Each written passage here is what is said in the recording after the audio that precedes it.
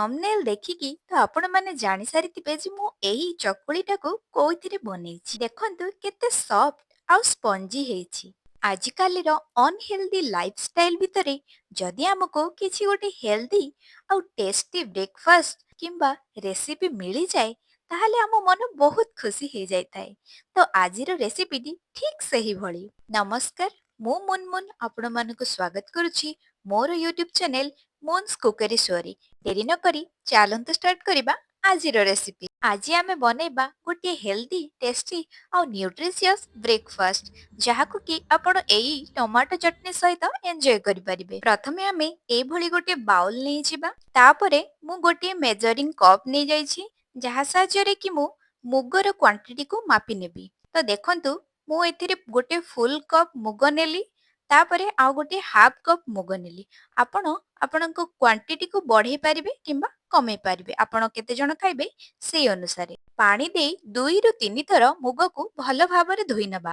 ଦେଖନ୍ତୁ ଏଇଭଳି ଭାବରେ ମୁଁ 2ରୁ 3 ଥର ମୁଗକୁ ଭଲ ଭାବରେ ଧୋଇ ନେଲି। ମୁଗକୁ ଭଲ ଭାବରେ ଧୋଇ ସାରିଲା ପରେ ସେଥିରେ ଆମେ ଭଲ ପାଣି ଦେଇ ତାକୁ ବତୁରେଇବା ପାଇଁ ଛାଡ଼ିବା। ମୁଁ ଏବେ ଗୋଟିଏ ଫୁଲ ଗ୍ଲାସ ପାଣି ଦେଲି, ତାପରେ ଆଉ ଗୋଟିଏ ଗ୍ଲାସର ହାଫ୍ ସେଇଥିରେ ଦେଇଦେଲି। ମୁଗକୁ 4ରୁ 5 ଘଣ୍ଟା ପର୍ଯ୍ୟନ୍ତ ବତୁରେଇବା ପାଇଁ ଛାଡ଼ିଦେବା, ନହେଲେ ଆମେ ରାତି ସାରା ମଧ୍ୟ ୟାକୁ ବତୁରେଇକି ରଖିପାରିବା। ମୁଁ ଏଠି ରାତି ସାରା ବତୁରେଇକି ରଖିଦେଇଥିଲି। ଦେଖନ୍ତୁ ବହୁତ ହି ଭଲ ଭାବରେ ବତୁରି ଯାଇଛି। ଏବେ ଆମେ ପୁଣି ଥରେ ମୁଗକୁ ଧୋଇକି ନେଇ ଆସିବା।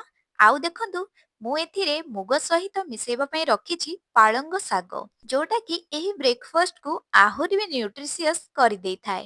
ପାଳଙ୍ଗ ଶାଗକୁ ମୁଁ ବହୁତ ହି ଭଲ ଭାବରେ ଧୋଇ ନେଇଛି। ଏବେ ଆମେ ଗୋଟିଏ ଗ୍ରାଇଣ୍ଡିଂ ଜାର୍ ନେବା। ସେଥିରେ ଆମେ ବତୁରେଇ ରଖିଥିବା ମୁଗକୁ ଦେବା। ପାଳଙ୍ଗ ଶାଗକୁ ମୁଁ ଟିକେ ଟିକେ ଜଷ୍ଟ କାଟି ନେଇଥିଲି, ସେଇଟାକୁ ମଧ୍ୟ ଏଥିରେ ଆଡ୍ କରିଦେବା। ଏବେ ଆମେ ଏଥିରେ 2ଟି କଞ୍ଚା ଲଙ୍କାକୁ ଦେଇଦେବା। ଆପଣ ଯଦି ଅଧିକା ରାଗ ଚାହୁଁଛନ୍ତି ତାହେଲେ ଆହୁରି ମଧ୍ୟ ଲଙ୍କା ଏଥିରେ ପକେଇ ପାରିବେ। ଏବେ ଆମେ ଏଥିରେ କିଛି ଧନିଆ ପତ୍ର ଦେବା। କାଟି ରଖିଥିବା 1 ଇଞ୍ଚର ଅଦାକୁ ଏଥି ଦେଇଦେବା। ଏହାପରେ ଭଲ ଫ୍ଲେଭର ଆସିବା ପାଇଁ ଆମେ ଟିକିଏ ଜିରା ଆଡ୍ କରିବା। ଦେଖନ୍ତୁ ଏଥିରେ ଆମେ ଏବେ ଟିକେ ଟିକେ ପାଣି ଦେଇ ୟାକୁ ଗ୍ରାଇଣ୍ଡିଂ କରିନେବା। ଦେଖନ୍ତୁ ଅଧିକ ପାଣି ନୁହଁ କି ଅଧିକ ମୋଟା ନୁହଁ, ଏଇଭଳି ହିଁ କନସିଷ୍ଟେନ୍ସି ରଖିବେ। ଯେହେତୁ ଆମେ ଏଥିରେ କୌଣସି ପ୍ରକାରର ଚୁନା ମିଶେଇ ନାହିଁ, ତେଣୁ ଏଥିରେ ଯଦି ଆମେ ଅଧିକ ପାଣି ଦେଇଦେବା ଏଇଟା ବାଇଣ୍ଡିଂ କରିପାରିବନି। ତେଣୁ ଆମେ ଜଷ୍ଟ ଟିକିଏ ପାଣି ଦେବା ଯଦି ଦରକାର ପଡେ। ଏବେ ଆମେ ବ୍ୟାଟରକୁ ଗୋଟିଏ ବାଉଲକୁ କାଢି ନେବା। ତାପରେ ଭଲ ଭାବରେ ଆମେ ଏଇ ବ୍ୟାଟରଟିକୁ ଗୋଳେଇ ନେବା। 10ରୁ 15 ମିନିଟ ପାଇଁ ବ୍ୟାଟରଟିକୁ ଘୋଡାଇ ରଖିଦେବା। ମୁଗ ଆଉ ପାଳଙ୍ଗର ଏହି ଚକୁଳି ସହିତ ଖାଇବା ପାଇଁ ଆମକୁ ତ ଗୋଟେ ଚଟଣିର ଦରକାର ହବ ନା। ଏବେ ଚାଲନ୍ତୁ ପ୍ରସ୍ତୁତ କରିବା ଟମାଟୋର ଚଟଣି। ଚଟଣି ବନେଇବା ପାଇଁ ଆମେ ଗୋଟିଏ ପ୍ୟାନ ନେଇଯିବା। ସେଥିରେ ଆମେ 1 ଟିସ୍ପୁନର ସୋରିଷ ତେଲ ଦେବା। ତେଲ ଟିକିଏ ଗରମ ହେଇଗଲା ପରେ ଆମେ ସେଥିରେ 1 ଟେବୁଲ ସ୍ପୁନ ବୁଟ ଡାଲି ଦେବା। ଟିକେ ରାଗ ଲାଗିବା ପାଇଁ ଗୋଟିଏ ଶୁଖିଲା ଲଙ୍କା ଦେଇଦେବା। ଆପଣ ଯଦି ଅଧିକା ରାଗ ଚାହୁଁଛନ୍ତି ତାହେଲେ ଲଙ୍କାର କ୍ୱାଣ୍ଟିଟିକୁ ବଢେଇ ପାରିବେ। ମୁଁ 1 ଇଞ୍ଚର ଅଦାକୁ କାଟି ରଖିଥିଲି, ତା ସହିତ 3ରୁ 4 କୋଳ ରସୁଣକୁ ଛଡେଇ ନେଇଥିଲି, ଆଉ ଗୋଟିଏ ଛୋଟ ସାଇଜର ପିଆଜକୁ ମଧ୍ୟ କାଟି ନେଇଥିଲି। ସେ ସବୁକୁ ଆମେ ଏଥିରେ ପକେଇ ଟିକେ ଗୋଲ୍ଡେନ ବ୍ରାଉନ କଲର ଆସିବା ପର୍ଯ୍ୟନ୍ତ ଫ୍ରାଏ କରିନେବା। ତାପରେ କାଟି ରଖିଥିବା 2ଟି ମିଡିୟମ ସାଇଜର ଟମାଟୋକୁ ଏଥିରେ ଆମେ ଦେଇଦେବା। ଟମାଟୋକୁ ମଧ୍ୟ କିଛି ସେକେଣ୍ଡ ପାଇଁ ଫ୍ରାଏ କରିନେବା, ଅଧିକା ସମୟ ଯାଏଁ ଫ୍ରାଏ କରିବେନି। ଏବେ ଦେଖନ୍ତୁ ଲାଷ୍ଟ ଷ୍ଟେଜରେ ଆମେ ଏଥିରେ ହାଫ୍ ଟି ସ୍ପୁନର ଲୁଣ ଆଡ୍ କରିନେବା। ଗ୍ୟାସକୁ ଅଫ୍ କରିନେବା, ଆଉ ଗୋଟିଏ ପ୍ଲେଟକୁ ଏସବୁକୁ କାଢି ନେଇକି ଟିକେ ଥଣ୍ଡା ହବା ପାଇଁ ଛାଡ଼ିଦେବା। ଥଣ୍ଡା ହେଇଗଲା ପରେ ଆମେ ତାକୁ ଭଲ ଭାବରେ ଗ୍ରାଇଣ୍ଡିଂ କରିନେବା। ଏବେ ଦେଖନ୍ତୁ ମୁଁ ଏଥିରେ ହାଫ୍ ଟି ସ୍ପୁନର ଚିନି ଆଡ୍ କରିଛି, ଯୋଉଟା କି ରାଗ ଆଉ ଖଟାକୁ ଟିକେ ବାଲାନ୍ସ କରିବ, କିନ୍ତୁ ଏଇଟା ଅପସନାଲ ଅଛି।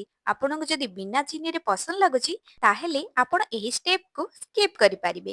ଚଟଣିରେ ଛୁଙ୍କ ଦେବା ପାଇଁ ମୁଁ ଗୋଟିଏ ତଡକା ପ୍ୟାନ ୟୁଜ କରିଛି। ସେଥିରେ 1 ସ୍ପୁନର ସୋରିଷ ତେଲ ଦେଇଦେବା। ଗୋଟିଏ ଶୁଖିଲା ଲଙ୍କା, କିଛି ସୋରିଷ ଆଉ ଭୃସଙ୍ଗ ପତ୍ରକୁ ଦେଇଦେବା। ଗ୍ୟାସକୁ ଅଫ୍ କରିନେବା। ହାଫ୍ ଟି ସ୍ପୁନର ହେଙ୍ଗୁ ଆଡ୍ କରିନେବା, ଯାହାଦ୍ୱାରା କି ବହୁତ ହି ଭଲ ଫ୍ଲେଭର ଆସିଥାଏ। ଶେଷରେ ମୁଁ ଏଠି ହାଫ୍ ଟି ସ୍ପୁନ ଠାରୁ ବି କମ୍ ଚିଲି ପାଉଡର ଆଡ୍ କରିଛି। ଏଇଟା ଅପସନାଲ ଅଛି, ୟା ଦ୍ୱାରା ବହୁତ ହି ଭଲ କଲର ଆସି। ଏବେ ଦେଖନ୍ତୁ ମୁଁ ଏଠି ଛୁଙ୍କ ଦେଇଦେଲି। ଏବେ ଆମର ରେଡି ହେଇଯାଇଛି ଟମାଟୋର ଏଇ ଚଟପଟା ଚଟଣି। ଏହି ଚଟଣିକୁ ଆମେ ଦୋସା, ଚକୁଳି ଆଉ ବିଭିନ୍ନ ପ୍ରକାର ସ୍ନାକ୍ସ ଆଇଟମ ମାନଙ୍କ ସହିତ ମଧ୍ୟ ଖାଇପାରିବା। ବ୍ୟାଟର ରଖିବାର 10 ରୁ 15 ମିନିଟ୍ ହେଇଗଲାଣି। ସେଥିରେ ଏବେ ହାଫ୍ ଟି ସ୍ପୁନର ଲୁଣ ଦେବା ଆଉ ଚକୁଳି ପ୍ରସ୍ତୁତ କରିବା। ଏହାକୁ ଆମେ ଭଲ ଭାବରେ ଗୋଳେଇ ନେବା। ବ୍ୟାଟରଟି ଅଧିକ ମୋଟା ଲାଗୁଥିଲେ ଏଇ ଷ୍ଟେଜରେ ଆପଣ ଟିକେ ପାଣି ମଧ୍ୟ ଆଡ୍ କରିପାରିବେ। ଚକୁଳି ବନେଇବା ପାଇଁ ମୁଁ ଏଠି ଗୋଟେ ପ୍ୟାନ୍ ନେଇଯାଇଛି। ବ୍ରଶ କିମ୍ବା ସ୍ପୁନ ସାହାଯ୍ୟରେ ଚାରିଆଡେ ଆମେ ତେଲ ଲଗେଇ ନେବା ଆଉ ପ୍ୟାନରେ ବ୍ୟାଟରକୁ ଦେଇଦେବା। ମୁଁ ଏଠି ଡଙ୍କିର ୟୁଜ୍ କରିଛି। ଆପଣମାନେ ଚାହିଁଲେ ଗିନା କିମ୍ବା ଅନ୍ୟ କୌଣସି ପାତ୍ରରେ ବ୍ୟାଟରକୁ ଦେଇପାରିବେ। 30 ରୁ 40 ସେକେଣ୍ଡ ପର୍ଯ୍ୟନ୍ତ କଭର କରିକି ରଖିଦେବା। ଚକୁଳିର ସାଇଜକୁ ଆପଣ ଆପଣଙ୍କ ପସନ୍ଦ ଅନୁସାରେ କରିପାରିବେ। ମୁଁ ଏଠି ମିଡିୟମ ସାଇଜରେ ଚକୁଳି ବନଉଛି।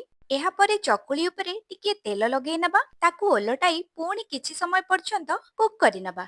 ନା ଇନୋ ନା ବେକିଂ ସୋଡା ହେଲେ ବି ଆମ ଚକୁଳି କେତେ ଜାଲିଦାର ବନିଛି। ଦେଖନ୍ତୁ ଗୋଟେ ସାଇଡ ଭଲ ଭାବରେ ହେଇଗଲାଣି। ଏବେ ଓଲଟାଇ ଆମେ ଆରପଟ ସାଇଡକୁ ମଧ୍ୟ ଭଲ ଭାବରେ କୁକ୍ କରିନେବା। ମନେ ରଖନ୍ତୁ ଚକୁଳି ବନେଇଲା ବେଳେ ଗ୍ୟାସର ଫ୍ଲେମକୁ ଆମେ ମିଡିୟମରେ ହିଁ ରଖିବା। ଚକୁଳିଟି ଭଲ ଭାବରେ ହେଇଯାଇଛି। ଏବେ ୟାକୁ ଆମେ ଗୋଟେ ପ୍ଲେଟକୁ କାଢି ନେବା ଆଉ ସେମ୍ ପ୍ରୋସେସରେ ବାକି ସବୁ ଚକୁଳିକୁ ବନେଇ ନେବା। ଏଇ ରେସିପିକୁ ନିହାତି ଭାବରେ ଟ୍ରାଏ କରନ୍ତୁ। ଯଦି ଆପଣଙ୍କ ଘରେ କେହି ବିପି, ଡାଇବେଟିସ୍ କିମ୍ବା ଛୋଟ ପିଲା ମଧ୍ୟ ଅଛନ୍ତି, ସେମାନଙ୍କୁ ସମସ୍ତଙ୍କୁ ଆପଣ ଏଇ ଗ୍ରୀନ୍ ମୁଗ ଆଉ ପାଳଙ୍ଗର ଚକୁଳି ବନେଇ ଦେଇପାରିବେ। ଦେଖନ୍ତୁ ବାକି ଥିବା ସବୁ ଚକୁଳି ମଧ୍ୟ ହେଇଗଲାଣି। ଏବେ ସବୁକୁ ଗୋଟେ ପ୍ଲେଟକୁ ବାହାର କରିନେବା। ଚକୁଳିଟି କେତେ ସଫ୍ଟ ବନିଛି ଆପଣମାନେ ତ ଦେଖିକି ହିଁ ଜାଣିପାରୁଥିବେ। ତ ଏହି ଚକୁଳିକୁ ଚାଲନ୍ତୁ ଆମେ ଟମାଟୋ ଚଟଣି ସହିତ ଏନ୍ଜୟ କରିବା। ଯେହେତୁ ଏଇଟା ମୋର ପ୍ରଥମ ଭିଡିଓ, ତେଣୁ ଆପଣମାନେ ମୋ ଚ୍ୟାନେଲକୁ ନିହାତି ଭାବରେ ସବସ୍କ୍ରାଇବ କରିଦେବେ ଆଉ ପାଖରେ ଥିବା ବେଲ୍ ଆଇକନକୁ ପ୍ରେସ୍ କରିନେବେ, ଯାହାଦ୍ୱାରା ମୋର ସବୁ ଭିଡିଓର ନୋଟିଫିକେସନ ପାଇପାରିବେ।